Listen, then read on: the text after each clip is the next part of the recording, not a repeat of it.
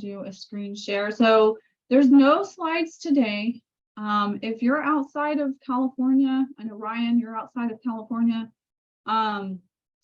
This won't be 100% applicable to you, and probably none of the forms are going to apply because Florida doesn't go crazy with forms like California does. So your listing agreement, Ryan, is probably way less pages than the California one. California one's like freaking forever long.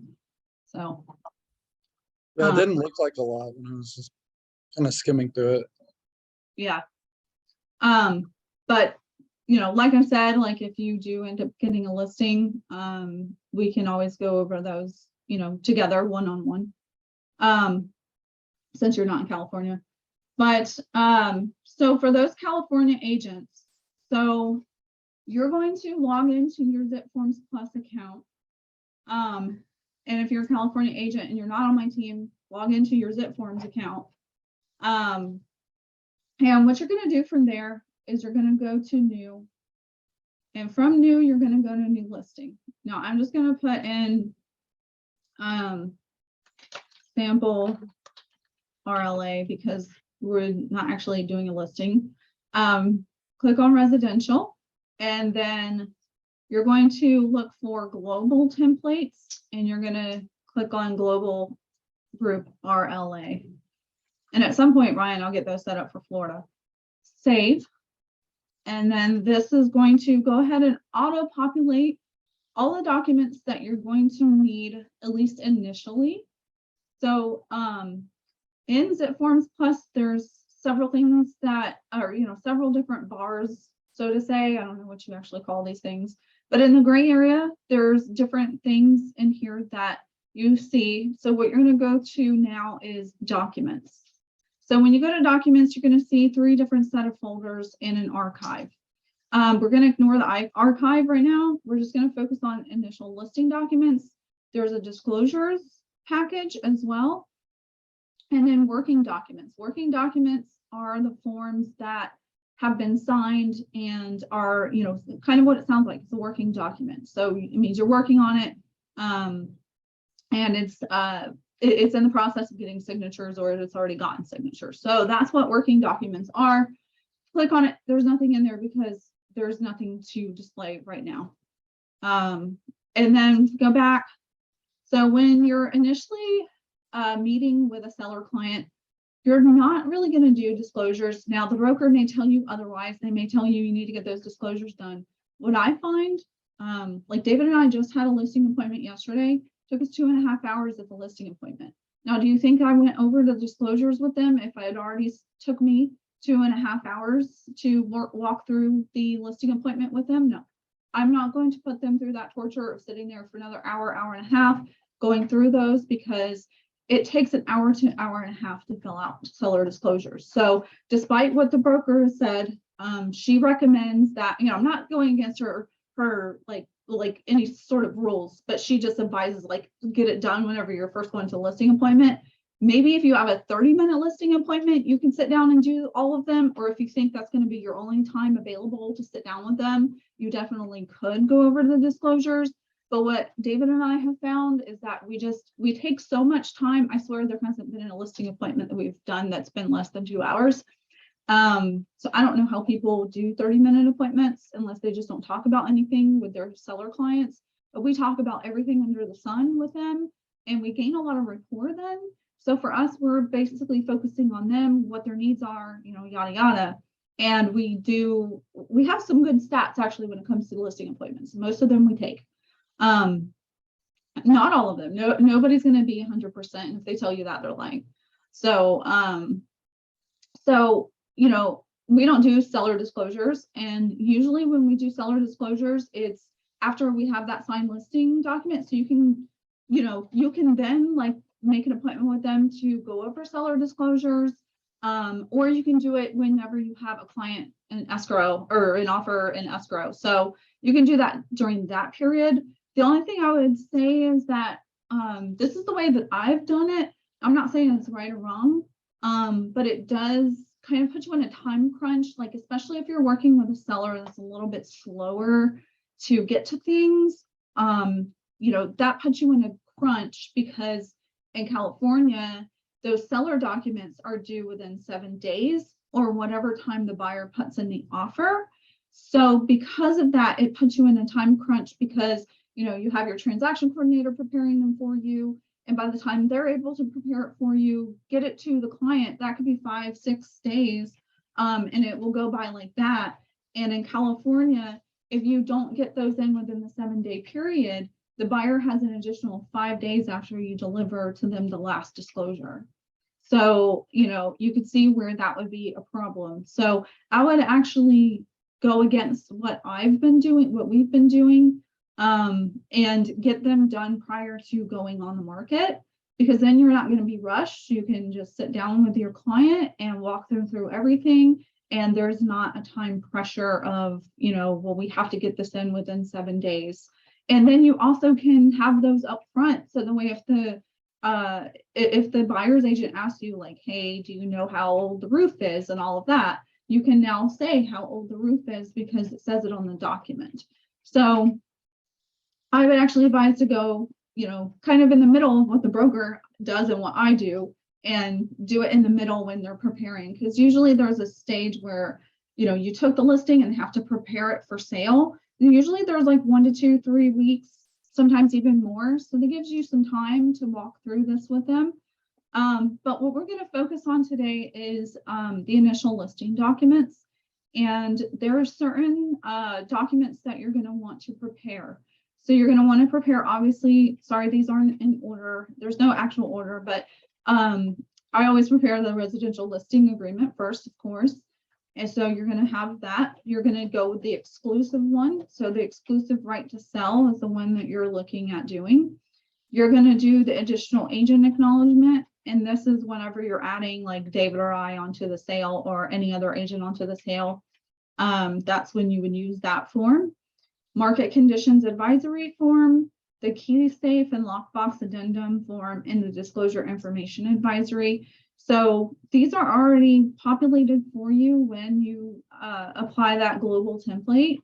So you don't even have to think about, well, what was the forms Tasha told me that I needed to have? You have them right there, so that way you don't have to go and think about it. So let's talk about the residential listing agreement form first. So, this is a very long form. Of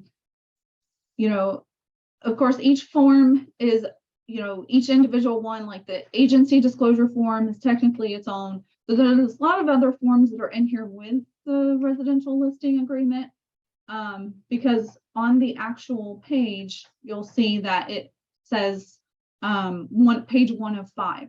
So you'll see different things like that, where each form is individual, but they're all kind of together in the residential listing agreement. So hopefully that makes sense. So let's start out with the agency disclosure. So this is basically telling them how you're representing them. You're representing them as their seller's agent, and you have a fiduciary to act in a certain manner. You're supposed to be honest, fair dealing, good faith, and a duty to disclose all known facts to the buyer. So this is your duty to the seller. And you also want to go over like, hey, we could possibly represent both you and the buyer. So in that case, if we do end up representing you and the buyer, we have to tell you that we are a dual agency at that point. Now, dual agency is not a thing in Florida. And so that doesn't apply, but in California, there is such thing as dual agency. And we are, allowed to do that. And of course, there may be a later conversation that happens with the seller of like, okay, if you do end up representing the buyer, are you going to reduce your commission? And that is up to you in that circumstance. Usually we do reduce it, but that's up to you in whether or not you want to reduce it, for that seller. It just depends on the situation. So basically this is what this form is about. Now, I'm not going to go in further detail because I encourage you guys to attend your contracts classes. There's a contract class for every state. So Florida, California, there's contract classes that the brokers teach. So I highly recommend you guys attend those for more in-depth explanations. I'll give you a highlight of stuff that I say to the seller, and I say basically what I said to you is what I say to the seller clients. So we go over every page with them. We're not going to go over like a word for word, right? But we're going to go over like the fillable areas, if you know what I mean by that, like those areas that you have to actually fill in. And you're going to touch on what each form says, you know, why you fill out that form. What do you guys think that you explain every single page to them?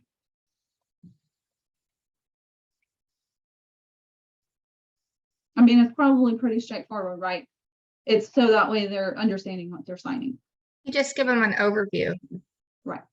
Right. Yeah. So you want to make sure they're understanding what they're signing. And if they do have questions, you want to make sure you have read through this. You're attending your contracts classes and you're understanding things. So the way if they're like, hey, you know, Janetta, what does this mean if you represent the seller and the buyer? You know, what does that mean for me? You need to be able to answer that. Because then if you don't know how to answer it, they're gonna be like, well, why does she understand this? This is a form that I'm signing, but she doesn't understand it. So that's why I've always kind of been, not that I know everything. There's been times where I've been stumped and, you know, so I'm not saying I'm perfect at all, but I've had times where, you know, they ask me a question. I'm like, I don't know, but for the most part, I do know what they're talking, you know, what they're asking me. So priding yourself in your contract is, you know, one of the things that you should do as an agent. We had a good friend of ours. She's been doing real estate a lot longer than I have. And she was telling me situations that's happened with her where the agent on the other side was like, I don't have time for that. I'm sorry, but reading the contract and knowing your contract is your job. So you're doing a disservice to your client by not knowing the contract and saying you don't have time. That blows my mind. You don't have time to understand the contract for your client.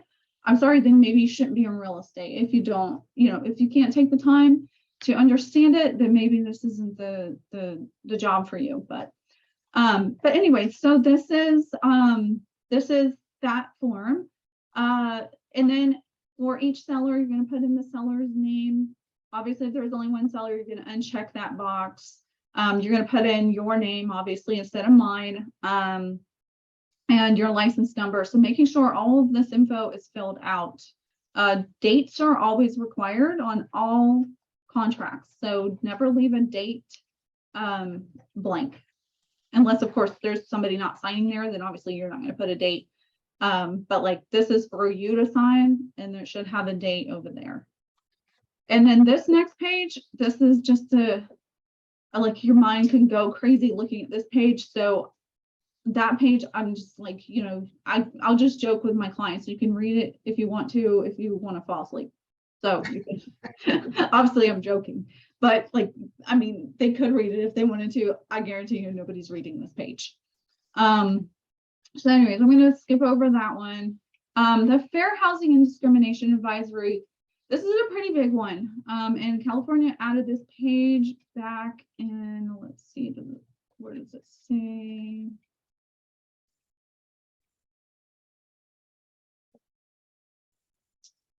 Oh, revised 6/22. So June of last year, or June of this year. Holy crap.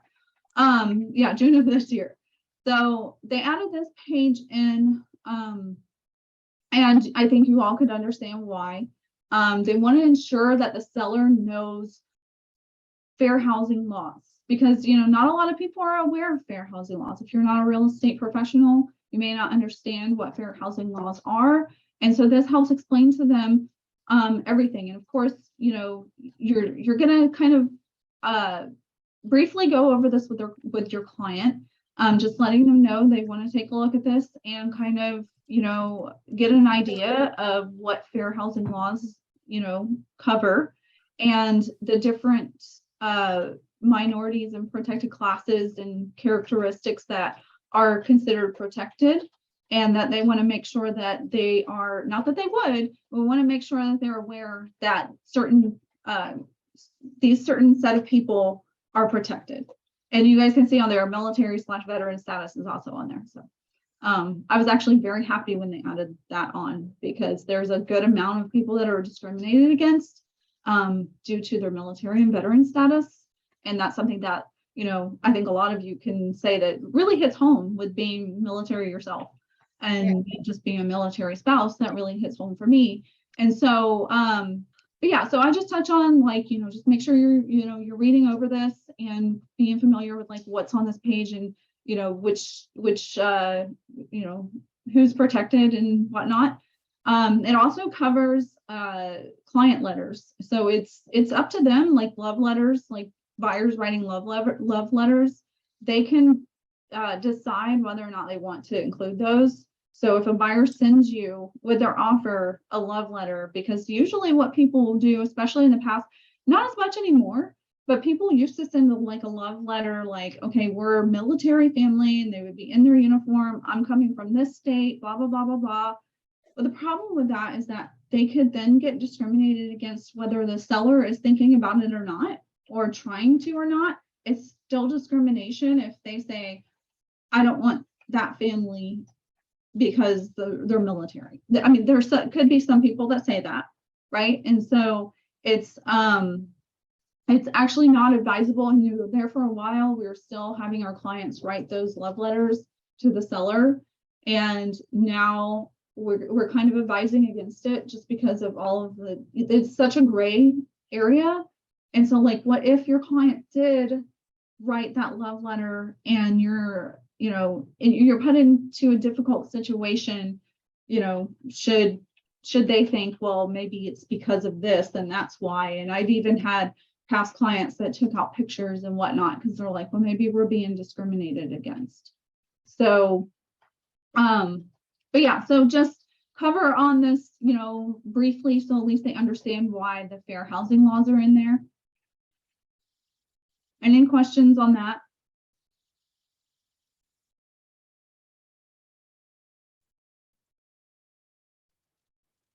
Okay. All right, so moving on. So we have the possible representation of more than one buyer or seller. And this is just saying like, hey, you know, I'm taking your listing, but then I could also take a listing down the street.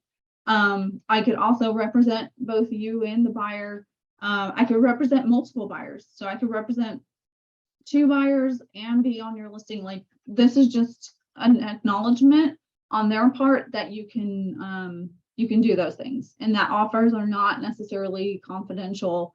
And so it's just giving that notification that, hey, you know, these are, you know, multiple things that could happen once we take your listing. Don't really have questions ever on this part of it. So, all right, and then moving on to the wire fraud advisory.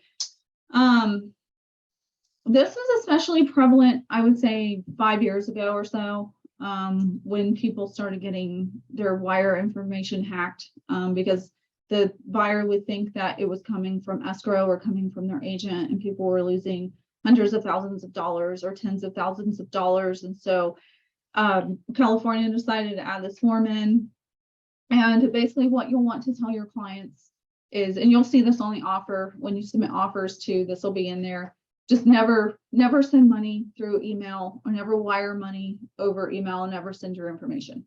Tell them to always call and verify. So that is like the #1 thing to just tell them, like, if they're going to have the money wired to them, they just need to make sure that it's actually legit. So. All right, so now we get to the actual residential listing agreement.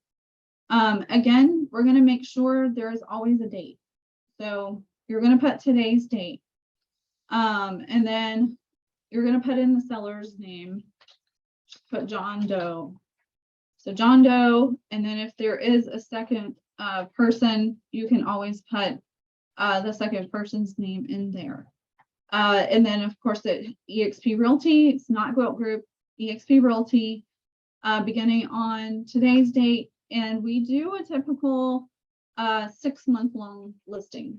And so you're going to put it all the way to March 6th. So we're going to do a 6-month listing. Now, this is, you could just tell them like, hey, this is our standard listing duration. If they're adamant of like, you know, I really don't want it to be 6 months, we're like, you know, we anticipate that we get your home sold in way less time, but we're putting that as just a placeholder for now for 6 months. Now, if they're really pushy about it, like we don't want to sign a 6 month, then, maybe put it to, do as much as they're going to allow you to do. The only time we've ever done like a year listing is if we took a listing that they're going to sell that next year. So of course it's all circumstantial, depending on when they do need to sell. We have taken a listing and just dated it a year later.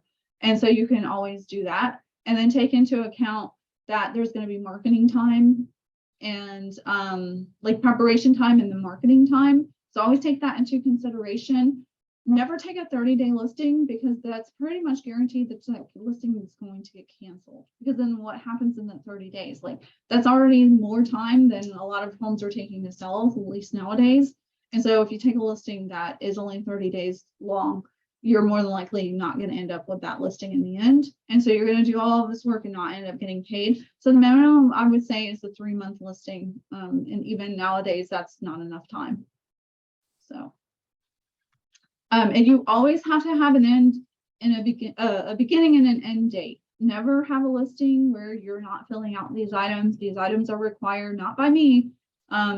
These are required by, I believe, California Association of Realtors. I believe that's who requires this. All I know is that it's required.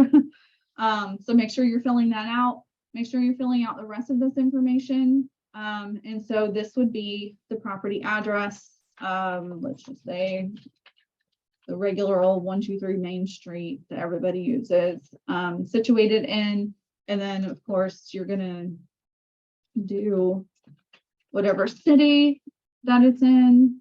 Obviously this is fictional. And then the county, Los Angeles County, and then the zip code, whatever that would be. And then you're going to put in the APN. I don't have an actual APN, but we're gonna put that in. And how you find that, if you go into kind of like what I showed you guys last week, if you go into realist tax, or if you go into the MLS and it had prior sales, you can find the APN that way. And so make sure you're entering in that APN number there. If it's a manufactured home, you're going to click this checkbox, or if it's being sold as a part of a probate, conservatorship, guardianship, or receivership, you can check that and it'll bring up a different form. And then what I usually do on number 2 for the listing price. So usually at this point, yes, you may have sent them comps, but you haven't seen the home yet. You haven't met with them yet. You don't know what they want to list for. So typically what I do is I will fill everything I can out except for this portion. So that way when I meet with them, I can handwrite it in. And so, and again, you're never leaving a listing appointment without having a placeholder in there. You are not allowed to assign a listing and have this blank. And I'm saying because this has happened before, you're not allowed to have it blank. You need to fill in something there. Even if you and the seller are sure what the price, like if the seller isn't sure, you better be sure of what you think the home should sell for.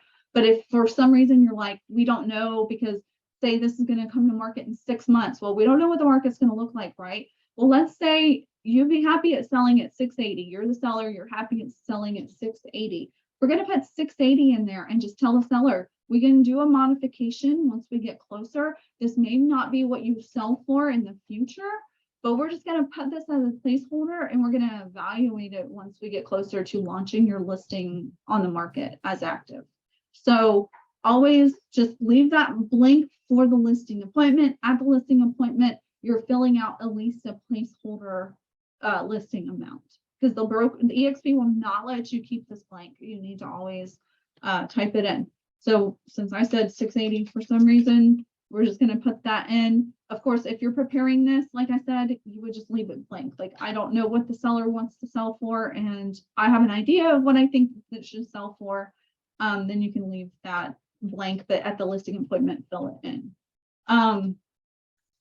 Listing terms, you're going to put in basically, like if you're going to say, we're going to do 6% listing, But if we do bring the buyer and we represent you and the buyer, we'll take a 5%, because even though we're representing both parties and we're still having both, we have to represent both of you, we're still doing a lot of work.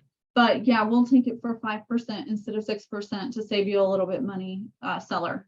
And so you would put that in there. If they have to find a replacement property, like anything like that, this is what you would put in the listing terms there. Any questions so far? Okay. All right, so number 3, compensation to broker. The biggest thing to notice on here is the amount or rate of real estate commissions is not fixed by law. They are set by each broker individually and may be negotiable between seller and broker. Real estate commissions include all compensation and fees to broker. So biggest thing about this is that you need to tell them that it's negotiable. Whether or not you like it is one thing. Obviously, we all would want a 6% listing. That's better than a 5%. It's better than a 4%. But you do need to tell them that it is negotiable. Of course, what you want to list it for is one thing, and what your value is one thing. But I always like to tell them it's negotiable, but we do a 6% listing, and then we go into what we do to be able to provide that service for that 6%, because we're going to net you the most to get that money back in your pocket. So that way we net you the highest amount. And so we were telling them your value proposition, basically, so that way they're not, well, like, shoot, like this person is just getting 6%. Explain that it's split between you and the other agent, right? So just depending on how you do it, we do it where if we take a 6%, we get 4%, we give the buyer's agent 2%. Now you think that the reason why we do that is not because we're greedy, but it's because we have marketing costs. That buyer's agent's not paying for photos and media and marketing and open house things and like all of that stuff. They're not paying for all of that. But if the buyer's agent came to us and was like, hey, can you raise that up to 2 point something, of course, like we'll consider it on a case by case basis. Maybe if the agent's a little bit more pain in the butt, then maybe we don't give them a little bit more and we're like, no, you're going to stay at 2%. But we've had agents that come to us like, hey, can you raise this up? And we'll raise it up just on a case by case basis. And so what you're going to do here is, depending on what you negotiate with the seller, say you are taking a 6%, in 3D, on 3D, you're going to want to put in what you're giving to the buyer's agent. Now, please explain to them that this is not in addition to. This is saying what's split out of the 6% to the buyer's agent. So say you were doing an addition, the traditional, we're going to split it down the middle. You're going to put 3% there, 6% for total commission. So when you're explaining it, 3% goes to the buyer's agent, 3% goes to listing agent. This is just the total amount, and this is splitting out to the buyer's agent, because then they might read that as, well, why is it now 9%? So that's why. It's because you have to tell them what you're giving to the broker's side or the buyer's side. But make sure you do explain you're not taking the full 6%, you're splitting it up. Now, David and I do a 2% to the buyer's agent, like I said, and we take a 4% because we're doing a lot of the marketing. And so, of course, you're going to have that net sheet with you as well. So your net sheet's going to say that 6% on there, because that's what you're going for initially. Go for the 6%. If you act like you're worth it, they're going to see that you're worth it. Those that don't see that you're worth it, I'm not saying if somebody wants to come in at 1% of a discount that they don't see your worth, but for the most part, if you act like you take 6% listings, you're going to get 6% listings. If you act like you're a 4% agent, you'll be a 4% agent. So however it's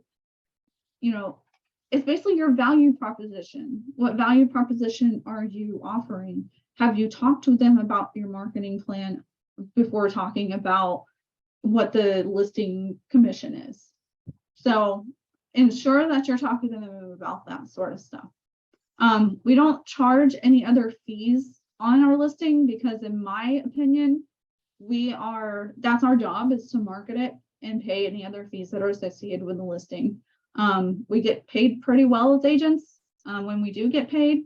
And so my thoughts on that is that like some brokerages will say, well, we're going to charge them a $600 admin fee, and that's for like their transaction coordinator and such. But I don't believe in that. I believe in, what our fees are and what our fees are. And if you're already taking a 4% on your side, that's more than enough to cover all your costs. So that's how we do it. All right. So I think I'm beginning on that a little bit, or enough. If you see here, it says if within 60 calendar days after the end of the listing period, or any extension, after any cancellation of this agreement, unless otherwise agreed, sellers enters into a contract to sell, convey, lease, or otherwise, blah, blah, blah. And so if you've read that, you would understand that this is if they decide that they're going to cancel and you have brought buyers through, you can basically what that means is that you're going to give to them a list of those prospective buyers. Say you brought 10 buyers through the house and then the seller decides they want to cancel. But if that person comes back to buy that property within 60 days after the cancellation, you still get paid. So say you brought through the buyer, right? The seller cancels that listing with you, they list it with another agent, but you brought that buyer says they still want to buy it. Guess what? You still get that commission. So that's basically what that means.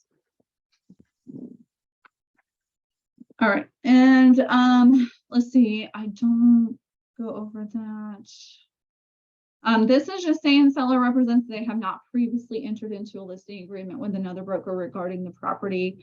This would basically be more of a case-by-case basis. Like if you're meeting with somebody and they're like, well, I've just canceled my listing agreement with so-and-so, you'll want to ask for a copy of that.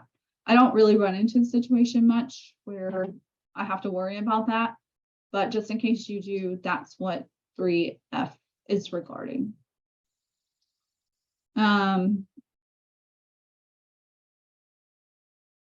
Let's see. Seller warrants that the seller has no obligation to pay compensation to any other broker regarding the property unless the property is transferred to any of the following individuals or entities, and then they can put that on there. And that's more, I believe that's more like if they had already, signed a listing with them, with somebody else, and they put that there, I guess. I think that's what it's for. Not completely well versed on that one. So if you ever do come across that situation, maybe a good time to talk to a broker. All right, so moving on. Number 4 is for items excluded and included. So this is for what's included and excluded with the property. So there's going to be certain things that are included and excluded. If you go to the offer paperwork, there's a whole section on what is considered included or excluded when you're offering on a property. So you're going to kind of want to get an idea of what the seller is wanting to keep and what they're wanting to include. So like, say you're meeting with somebody and they have had a property that has been in their family for years, and they're like, I do not want to give up this chandelier because my great grandma's mom had, like, whatever the situation is, this is like basically passed down. They don't want to include it in the sale. What you're going to advise them on is the best thing for them to do, take down that chandelier before they put it on the market. Because you know that what will happen, the buyer will see that chandelier and be like, I absolutely have to have this. I will not buy a house without that chandelier. And then you get into a situation where now the seller's like, I'm not going to sell the chandelier to you. Like it's priceless.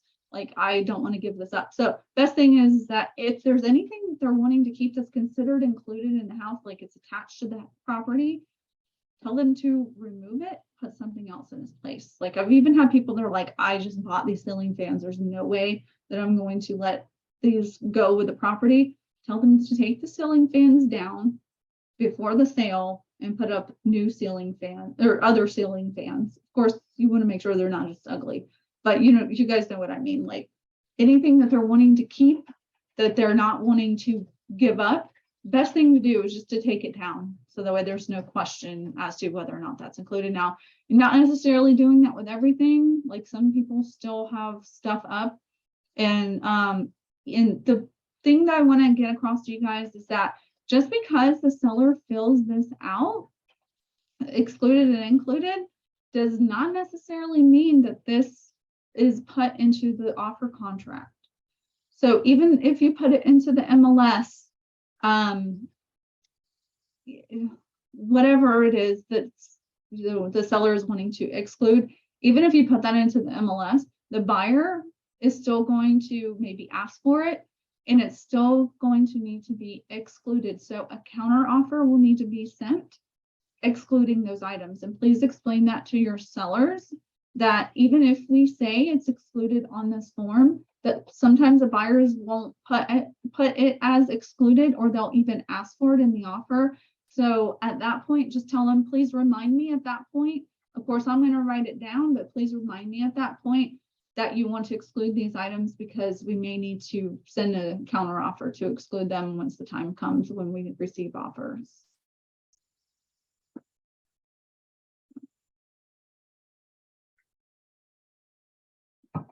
Does everybody understand what would be excluded versus included? Now, there's some things that I still don't understand. At that point, I'd have to talk to a broker, but yeah. Go ahead, Jenna. I understand. Okay. Like even curtains and drapes, those are considered included. So if they take Yeah. the curtains and the drapes, they're not supposed to. Now, if the buyer doesn't care, maybe that's one thing, but I think that's one thing that sellers don't get. And so like even after you have offers that are coming in, say you accepted an offer, probably a good thing to in the beginning and near the end, remind them of what was included and excluded with the sale. So and then 4B is about leased or liened items. So if they have a solar panel, or if they have a solar system, you're going to want to find out if it's leased or liened. So if it is, we just want to make sure to get a copy of those lease documents, because then you can upload those into the MLS, their supplement section. So you can put that into the supplement section. And that's what we do when there's solar panels, because we'll basically get a bazillion calls on, hey, how much is it per month? Like, what are the savings? What is the buyout for the solar panels? So those are some answers you're going to need to have as a listing agent, because you're usually going to get those questions about, what happens with that if it's a lease or a lien. Now, if it's a lien, that makes it a little bit more difficult, but just get copies of the paperwork. So after you take the listing, just tell them that please send you a copy of that. All right. I'm going to briefly touch on 5. 7 is where I'm really going to want to explain some more things, but this is basically saying that the property will be, put into the MLS, what information is provided by the MLS, and what is the broker's MLS. So whatever MLS you're a part of, you're going to put it right here. Jeanette is a part of, what is it, SD MLS, the acronym for it, right? Yes. Okay. So Janetta, you would put that. If your listing is with not a primary MLS for that geographic area, so like if I were to take, I wouldn't do it, but if I were to take a listing in San Diego, I would have to put that I'm not in the primary MLS. So, I mean, I guess I could, but why would I want to have Janetta? So this is just for if you're not in the primary region, and that's because of the the compensation. So. Number 6 is just the impact of opting out of the MLS. So if you have a seller that decides not to put the property in the MLS for whatever reason, this is just giving them, like, you have a reduction in exposure, you're not listing it in a local MLS, so not a lot of people are seeing it, as opposed to if you put it on the MLS. So that's basically what that section is saying. So I just briefly explain that to my clients. I'm like, okay, we're opting out of the MLS for a certain period of time. Usually, we're not usually opting out of it for the entire duration, but you can come across situations where that happens. But 7 is for public marketing of the property. It's the clear cooperation policy. If you guys are not familiar with the clear cooperation policy, please check your local MLS rules, because you're going to want to become familiar with this. If it does, so what this is there's a certain time period where you have to put listings into the MLS. So say you signed today, you had a seller and both sellers signed today. So it's dated 9/6. Within 1 day, that property has to be submitted to the MLS. So that's where exclusions are important in knowing how to properly market it, because the MLS will give you violation penalties if you do not go by their rules. So knowing your local MLS rules is going to be super important, because if you don't put in 7D, 7D has an on-market date. If you don't put that in 7D, and with the CRMLS, if you don't also register it, you're going to receive violation notices for not putting this into the MLS because you violated the clear cooperation policy. So if I signed a listing today and I did not put any date in 7D, so like usually you're going to, say the seller needed 2 weeks to prepare the listing. But if they need 2 weeks to prepare the listing, okay, on the 20th, they're finally ready to, for you to come over and do all of the marketing and everything of the property. Then that would be a whole nother week that you're going to need, because you're going to need to take photos, get the photos back.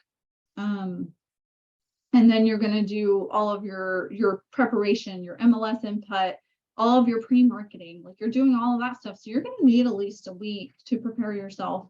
And then Tuesday is not the best day here to put a listing on the market. So you're to the 29th, right? So, you're going to have to do this on a case-by-case basis, obviously. But that's pretty much what it's saying. And so like, if I took it today and I did not put that there, I would have to put it in by tomorrow that I have this listing and it's, it's active. Obviously, we don't always want that.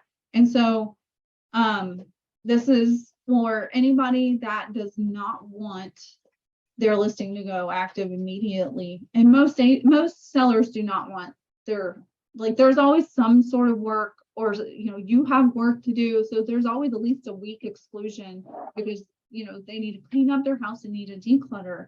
It needs to get staged. So usually there's a week, 2 weeks, 3 weeks. Like I have never took a listing and then like boom, it's on the MLS, because there's always some sort of prep work that's involved. Don't say never. Why? When did we do that? Bartolotti. Signed Oh, yeah. Saturday, photos Sunday, on market Monday, sold by Thursday. Okay, well, I lied. One time. Okay, one time.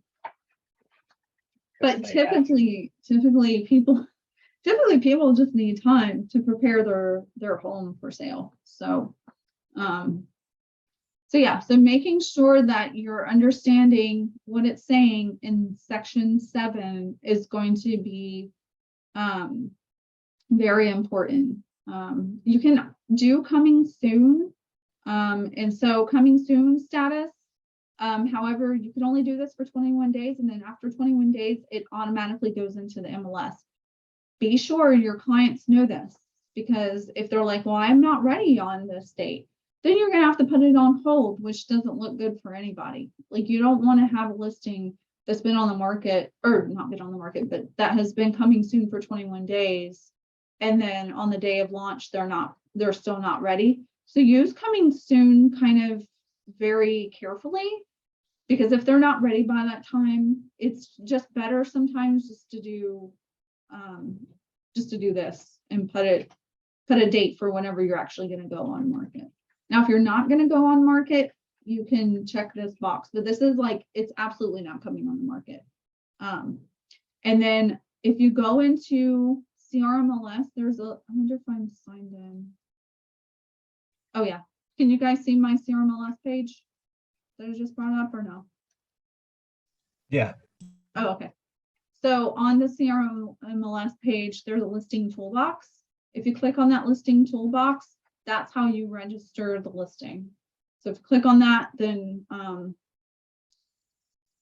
page will come up. You have to sign back in. And then you're going to go to registered listings, and then you're going to put new, and then you're going to go through the whole thing. So yeah, so if I had a listing that was signed today, which I'm actually hoping I have a listing that's signed today, I will want to go immediately, put it into that listing toolbox, and have this date on there. Now, if you do need extensions, you can extend it out. Just make sure you're updating it in that listing toolbox so that way you don't receive any violations. So, any questions on the clear cooperation policy? It's just really important to know if you're like, well, I don't know what my clear cooperation policy is. Please go read it because you're responsible for knowing what your local MLS rules are. And Ryan, they may be different for Florida. I actually need to go read them for Florida. So just make sure that you're reading those. It's not fun to sit down and read those things, but it's our responsibility as real estate professionals to make sure that we're staying up with all of those things. All right, so let's see. Any questions before I run through? I'm going to try to finish in 5 minutes. Okay, so let's see. Not really much of anything to cover on this page. If they do have any other reports or anything that they're going to do, this is 10E. On 10E, they can provide you like past reports. So like if they just had a general property inspection, they have HOA, homeowner documents, title, anything like that, or if they even have an appraisal, then you put other appraisal, because once it comes to disclosures, that's the documents that you want to provide to the buyer. But I wouldn't advise any client to go ahead and get a general home inspection because the seller is only required to disclose what they know about the property. So never tell them like, yeah, let's go get a general property inspection. The only time I've told them that is like back in the crazy market where we're getting like friggin' 50 showings. It almost felt like 50 showings a day. It was like 50 showings, for properties in like a weekend. And so it was a lot. And in order for that, to ask that buyer to remove their inspection contingency, we would provide a general property inspection. So that's like the only other time that we would have that done. Actually, I want to touch on 10C real quick. On B, seller instructs broker to present buyer letters.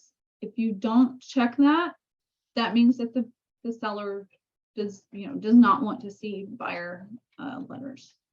So if a buyer's agent does send you that, just let them know you will not be presenting because the seller does not want to accept buyer letters.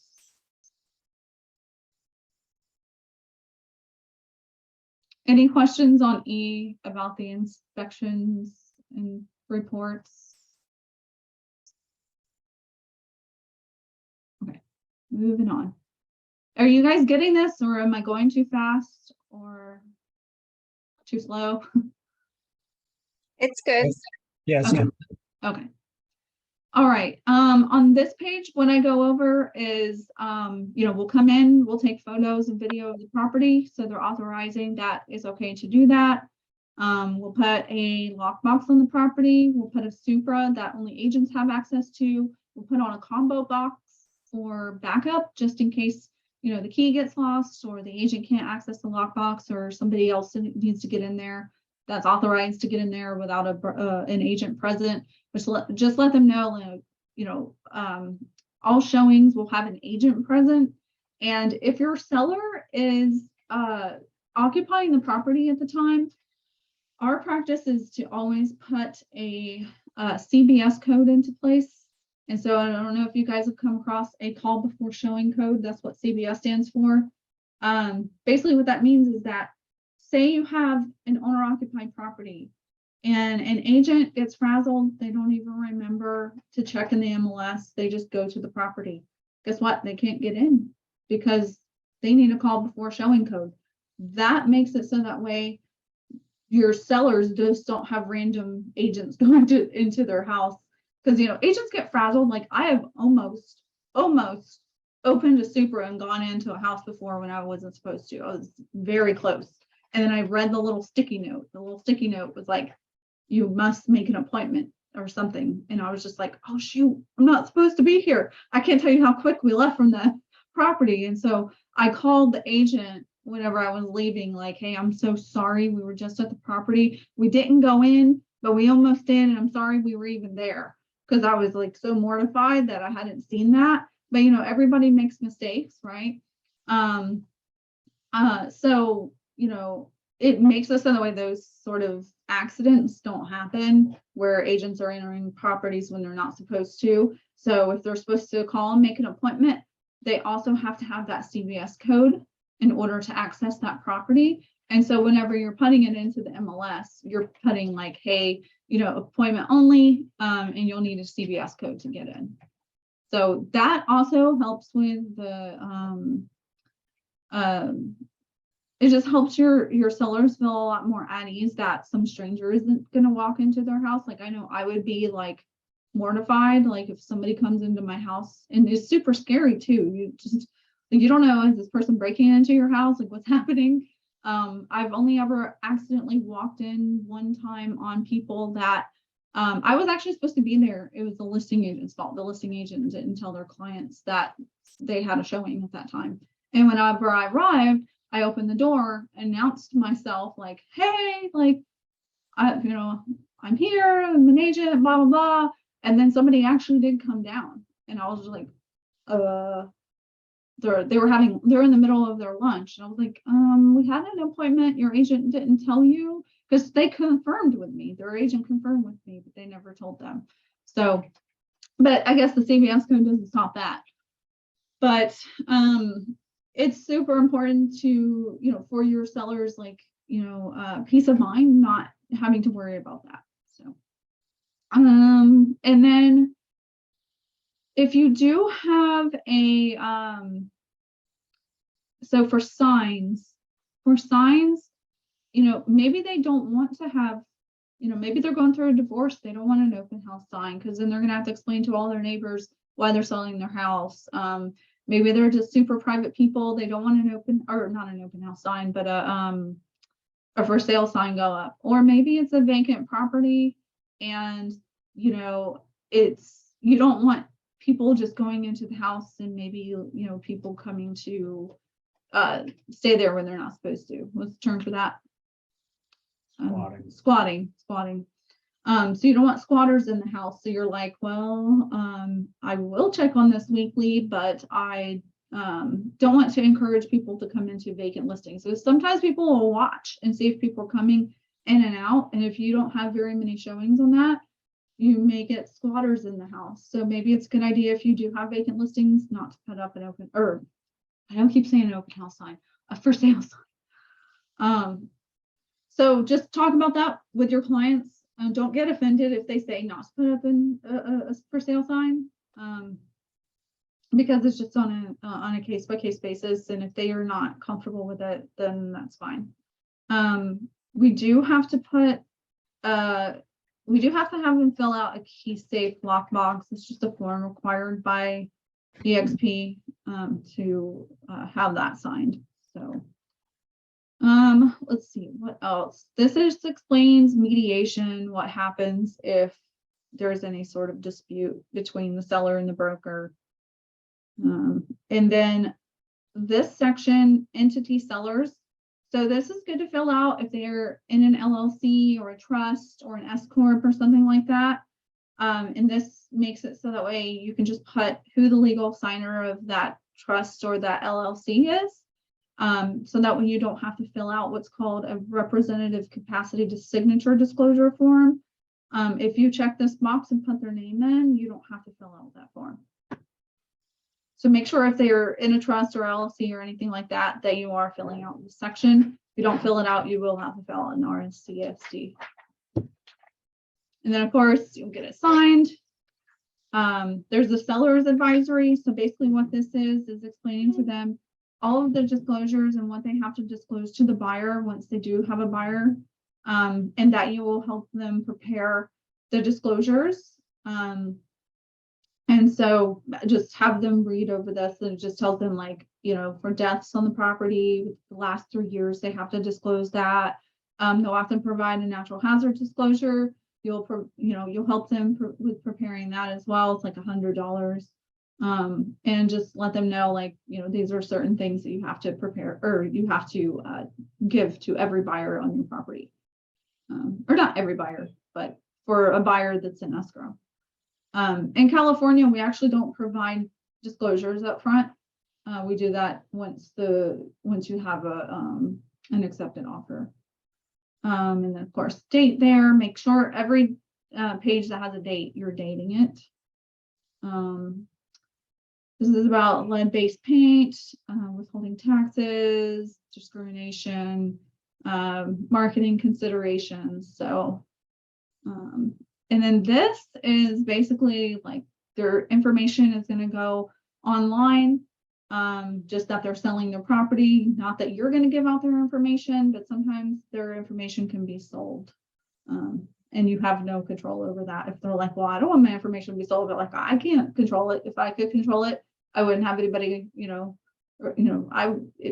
if it was my preference, nobody would be calling you. Like, I even had a listing that agents were reaching out, offering on, we actually need to file a complaint against these people, but they actually reached out to our client, offering them placing an offer on the property as an agent. And you cannot do that. I'm like, how are they getting this person's information? I don't even know how they got the information. So that was very, very infuriating that I had people reaching out that are agents saying we can place an offer. We don't need your agent involved. I was like, that is a clear violation of code of ethics, and they should have their license removed, because that's not an ethical thing to do. And so I was very upset. But your seller's information can be, sold. Zillow for one. So that's what that section is saying. So anyways, I know I'm over, but did everybody kind of understand? I know you're not going to understand it entirely the first time I run through it, but does anybody have questions on anything? I'm going to save this other than not as a test, so I could have it. What is this?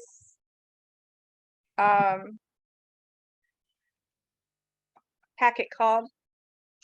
RLA. RLA. Yeah. Residential listing agreement is what that stands for. Because if you look at the top of each form, it gives you what the acronym is. So like at the top of the residential listing agreement, you see it says RLA. Okay. So there's a method to my madness.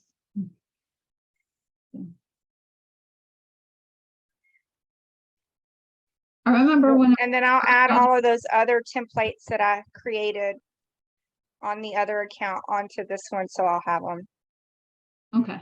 Yeah, you're gonna be like, wait, this is so much easier. It just auto-populates for you.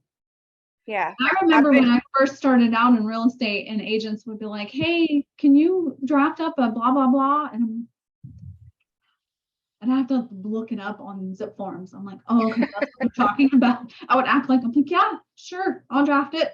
And then I would look afterwards, and I'm like, oh, okay, that's what they were talking about. Yeah, If they say acronyms that don't make sense to you, they're probably talking about a document. yeah, I the- Google a lot, YouTube a WFA. lot, go back into training a lot to figure this Yeah. stuff out. Yeah. Yeah, you guys go from military acronyms to real estate acronyms. Yeah, I feel like the contracts class with Debbie Penny, she does a really good job though, of going She's over. amazing. She's good. Yep. Man, I knew when I joined DXP and I went to one of like her first class, I was like, oh yeah, I joined the right brokerage because she's really good. She could scare the crap out of you, but that's her job. It's her job to scare the crap out of you.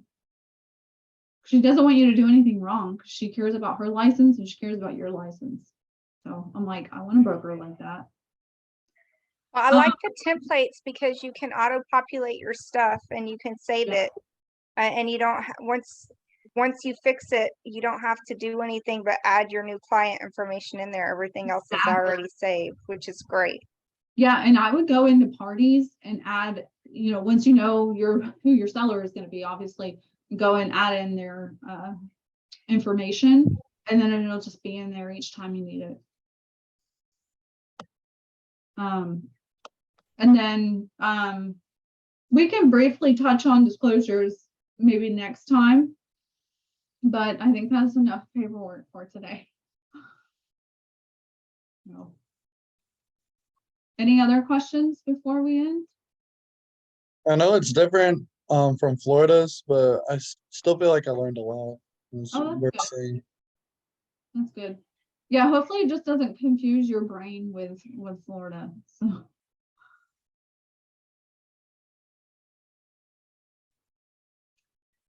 Manuel, did you find this helpful? Absolutely. I'm still in the process of trying to get my license. I feel like maybe I'm a little fish out of water right now. You guys okay. all seem like you guys are a little bit ahead, but no, it's actually correlating with a lot of what I've covered here in the past. I'm about 1/3 of the way through with the CE shop, so it has been helpful. Awesome. Well, thank you for coming today. I'm gonna sign off so I can go grab the minions from school, Okay. but I'll be back on here tomorrow. Okay. All All right. right, yeah, Awesome. bye. Good to see you. Bye. All right, guys. Anybody else have any questions? Charles, you good? Yeah, no, it was good. There's a lot more to this than the buyer representation agreement. Oh yeah. Yeah.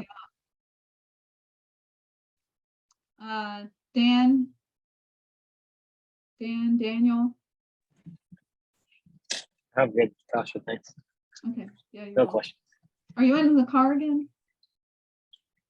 I am in the car. Had a feeling. You're always going somewhere. All right. Caleb, you good? Yeah, that was beneficial. That was good. Okay. Awesome. Awesome. Okay. Well, I'll let you guys go and I'll see you all tomorrow. That's good. See you Thanks, tomorrow, Tasha. Tasha. Bye. Bye.